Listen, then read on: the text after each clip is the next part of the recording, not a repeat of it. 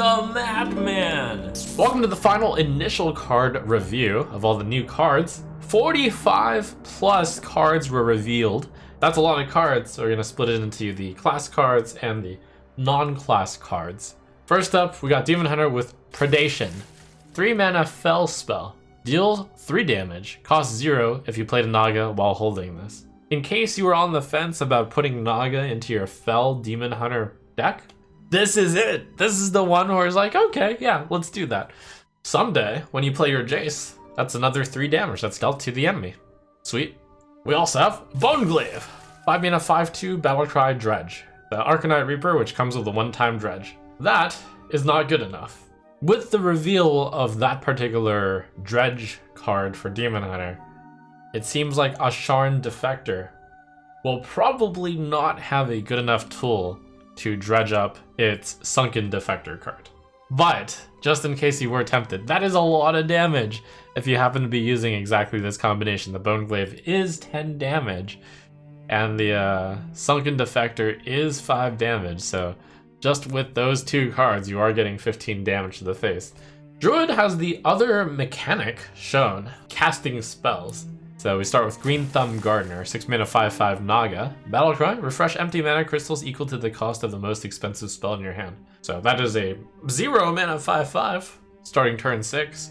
If it doesn't see play, it could definitely see play moving forward if there are big spells printed for Druid. Cenarian Ward is getting rotated out, as is Survival of the Fittest.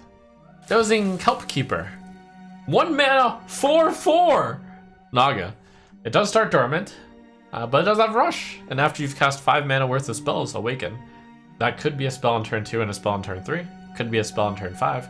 But, you know what? You could also play this as a 1 mana 4/4 with Rush, if you just play this on turn 6 and then play a 5 mana spell. That's pretty good! Seaweed Strike. 3 mana nature spell, deal 4 damage to a minion. If you played a Naga while holding this, also give your hero +4 attack this turn.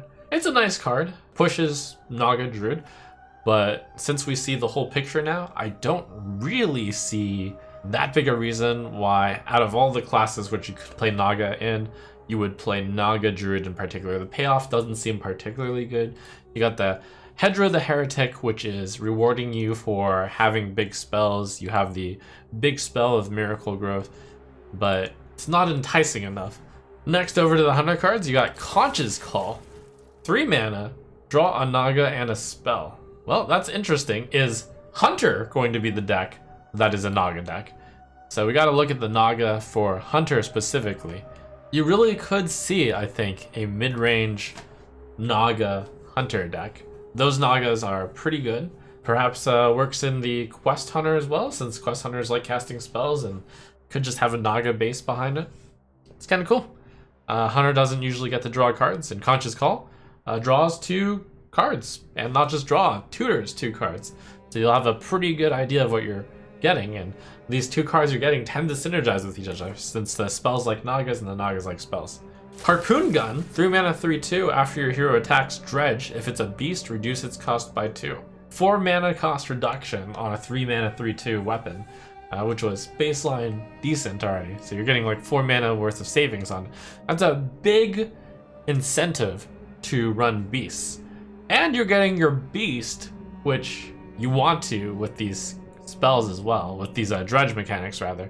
This is all kind of going towards a beast deck. What beast might you want to summon? Well, there are no hunter beasts in this set other than Hydrolodon. Well, that is a big beast though. 7 mana 5/5 beast, colossal +2 Battlecry, give your Hydrolodon heads Rush. Could play this as early as turn 5 if you manage to dredge this guy up. You summon 2 3/1s alongside your Hydrolodon. Those are Hydrolodon heads. They can immediately attack, and then when they die, they immediately give you 2 more Hydrolodon heads. Those ones do not have Rush. This is effectively a 7 mana 5/5, summon 4 3/1s, and deal 6 damage to enemy minions. Excellent card to put into mid-range type of hunters. Fun note, Houndmaster Shaw is coming in the core set. If you get Hydrolodon discounted, you could do unlimited amount of damage to minions on the board. Finally, you have Urchin Spines. 1 mana, your spells this turn are poisonous. Professor Slate didn't really see much play. I don't expect Urchin Spines to see much play. So you save 2 mana, but I thought coming with a 3/4 was better. And that didn't see play. Mage gets Seafloor Gateway. 3 mana, draw a mech, reduce the cost of mechs in your hand by 1. It seems a little bit slow. Like on turn 3, if you cast it, you're slowing down, but you're making your future turns much better. Plus, getting cost reduction on mechs could give you a gigantic Mecha Shark turn. Definitely a card to consider in your mech mage deck. Paladin gets Holy Maki Roll. 1 mana holy spell with restore 2 health, repeatable this turn. Wow, that's good. It's a more flexible Witch's Brew. It's a holy spell for your Garden's Grace. Excellent card for the Control Paladin, and Equality Pyromancer is making its way back to the core set. So if you want to drag out the game, Holy Maki Roll seems like a good way of doing it. And then for your Mech Paladin deck, Bubblebot seems great. Battlecry, give your other mechs Divine Shield and Taunt on a 4 mana 4/4 mech. You want to put in all these mech cards in your Paladin and your Mage. Looks like Mech Mage and Mech Paladin are both viable decks. Over in Priestland, you got Illuminate. 0 mana, Dredge. If it's a spell, reduce its cost by 3. Wow, that is a really good Dredge card. It does nothing, but it does reduce the future spell by a full 3 mana. That is pretty strong. The flavor of it is pretty hilarious too. Behold the glory of a new cup. That's hinting towards Lyra, which is in the core set. Lyra Illuminate seems great. Queen's Guard, 2 mana 2/3, Battlecry, gain +1/+1 for each spell you've cast this turn. This is a Naga. Supports some sort of priest that has a bunch of spells. Priest does typically have a bunch of spells. It is a generally good card if you coin it. Turn 1 a 3/4. But yeah, cool little card. Whispers of the Deep, 1 mana. Silence a friendly minion, then deal damage equal to its attack, randomly split among all enemy minions. So this is an interesting card, especially when gone with the card that we already know about, Asharan Ritual. Silence Priest could be a deck. Humongous Razorleaf is in the core set. And you've also got some cool little minions that you could silence in the neutral section of this, such as the 1 mana 4/3 or the 4 mana 7/7. Whispers of the Deep allows you to really efficiently both trigger the minion, as well as dealing a lot of damage for 1 mana. Rogue revealed a bunch of cards, of which there's a nice package for the Pirate Rogue out there. We'll start with Gone Fishin', which is 1 mana to Dredge, combo draw a card. So Dredge only puts the card onto the top of your deck by looking at the bottom 3. But the combo of drawing a card is really nice, which makes Asharan Vessel quite strong. It's like you played 1 mana to summon 2/3/3 pirates with stealth, and you drew a card. That's insane. Perhaps worth the payoff of playing Asharan Vessel then. The strong card to dredge up. But not only that one, you also have Swordfish, a 3 mana 2/3 with Battlecry Dredge. If it's a pirate, give this weapon and the pirate +2 attack. Now the interesting thing is if you dredge up the Sunken Vessel is not a pirate. But if you are running a pirate rogue deck, this is a 3 mana 4/3 with a pirate also getting +2. So it can be played even if you haven't played an Asharan Vessel yet. I ran the math, by the way, and it turns out if you want to get a successful dredge, it looks like 10 to 15 is the sweet spot to get a 70 to 90% chance of successful dredge. In the case of a pirate deck, with 10 in your deck, you would have about a 70% chance of dredging that up.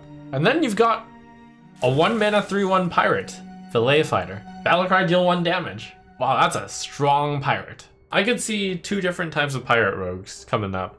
You could have the tempo pirate rogue, which is represented by really strong cards such as Fillet Fighter and Swordfish, as well as the cheaper pirates. You could also have a more value-oriented pirate deck, one that actually tried to play Hook Tusk.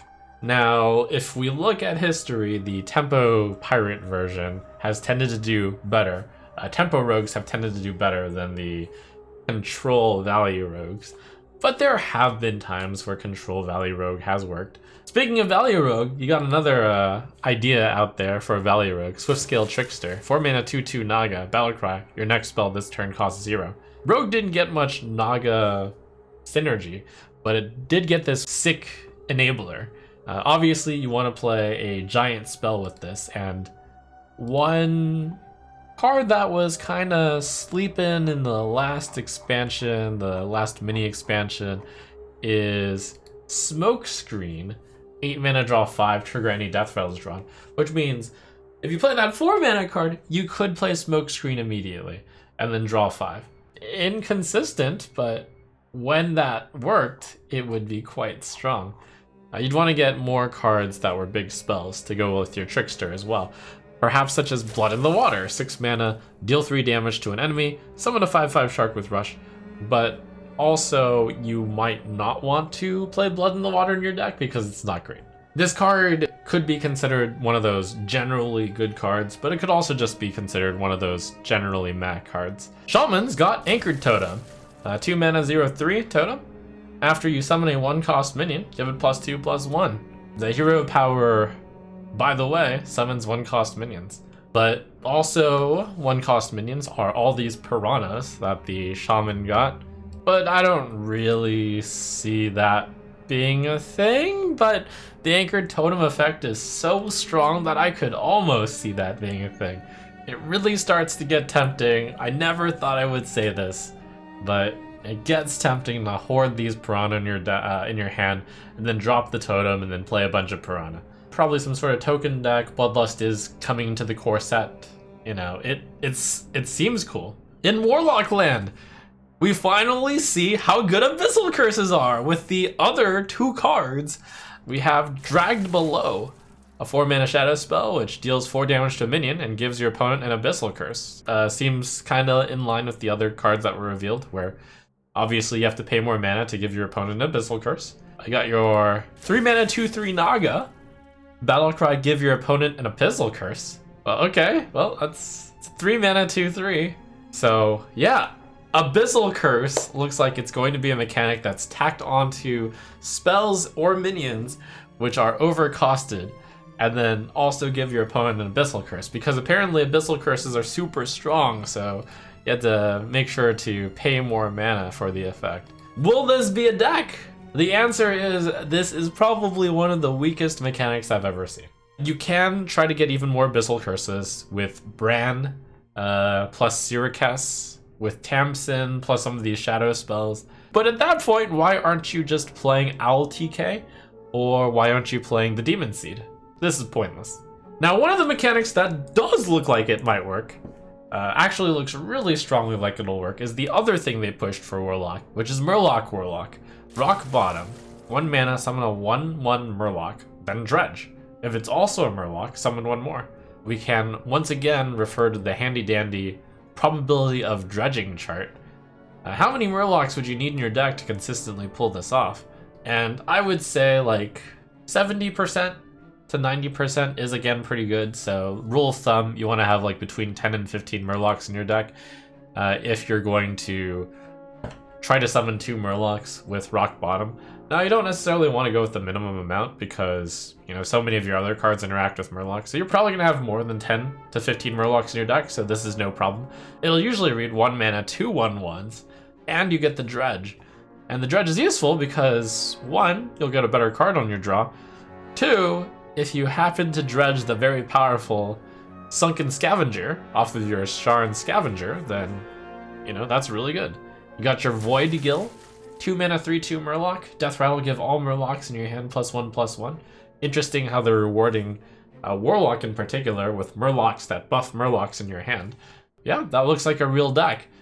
And I'm saving the neutrals until later, but just because this particular Murloc is so critical to that deck. Gorlock Ravager, the 5 mana 4/3 Murloc which draws 3 Murlocs, that's absolutely insane. And it's exactly 3 Murlocs, which means you can then buff your Murlocs with your Void Gill and with your Chum Bucket. Yeah, that looks like a real deck. Finally, we got Warrior class cards. Guard the City, 2 mana, gain 3 armor, summon a 2/3 Naga with Taunt. That's a good vanilla card for Warriors. You could actually see this in the Kazaku-san decks, because Kazaku-san means that you do not want to run minions in your deck, and Guard the City is a spell. And this is a nice defensive spell. So this is like the Plated Beetle that's actually coming to standard in the new core set as well. You front load the armor and you get Taunt on your Plated Beetle. That's nice. Obsidian Smith, 2 mana 3/2 Pirate. Battlecry Dredge, if it's a minion or a weapon, give it +1/+1. Wow, 2 mana 3/2 Pirate with an actual useful effect. That'll go right into Pirate Warrior. Could push Pirate Warrior to actually include the Asharan Trident in their deck. But yeah, that's a strong card for the Pirate deck. Pirate Warrior should continue to be good. It's like a good baseline deck. From the Depths, 3 mana, reduce the cost of the bottom 5 cards in your deck by 3, then Dredge. This card, on the other hand, doesn't really have synergy with Obsidian Smith. This is clearly going for a long game, and while you could read it as, oh wow, 3 mana, you're getting a 15 mana discount. That's the bottom 5 cards in your deck. How are you going to get these bottom 5 cards? The only way Warrior has to Dredge is Obsidian Smith. It's the 2 neutral Dredge cards, which everyone thinks is terrible. You could Phelan the bottom cards to be awesome cards, and then from the depths them, and then Finley them. But boy, is that a pipe dream. By the time it's that late, why not just pay full mana cost for the spells, for the cards? Because you have so much mana and you can't spend all of it anyways. So this is a big trap, in my opinion. Looks kinda cool when you see it's like, oh man, 3 mana reduce 15 cards, but it really just reduces the card that you put on top. And then the bottom 4 cards are like, oh yeah, that's never gonna get touched. You got Forge and Flame, 2 mana, destroy your weapon, then draw cards equal to its attack. Kind of the replacement cutting class. This card probably not quite good enough because you have to destroy your weapon. You got weapons that draw cards when they attack anyways. It's like, if you want to draw cards, perhaps you skip the Forge and Flame middle step and just kill minions with your weapon instead. So those are the class cards that are coming in Voyage to the Sunken City. Looking forward to trying all those decks out, and stay tuned for the neutral wrap-up for all the cards revealed.